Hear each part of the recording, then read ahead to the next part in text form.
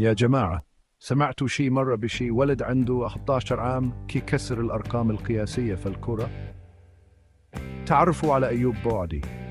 أيوب بوعدي مولود في فرنسا من أبوين مغربيين، كيدير ضجة كبيرة في الكرة الأوروبية.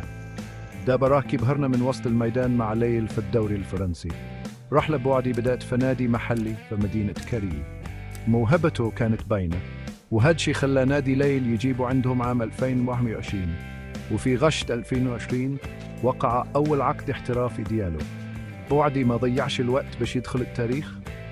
لعب أول مباراة رسمية دياله بعمر 15 عام فقط، في مباراة في كأس أوروبا، وهادشي خلاه أصغر لاعب في التاريخ يلعب مع ليل في منافسة أوروبية. نظرته الثاقبة، مهاراته التقنية، وتحكمه في الكورة خلاه لاعب مميز.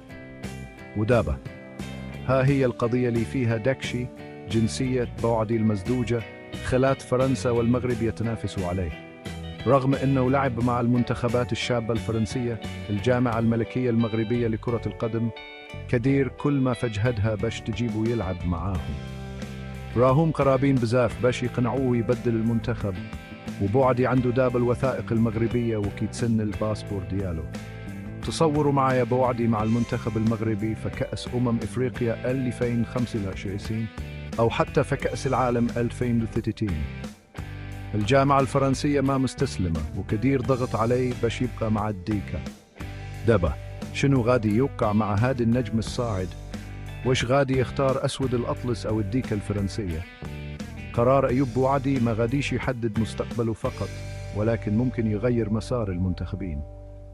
تابعوا الأخبار يا عشاق الكرة، هذه قصة ما خاصكمش تفوتوها.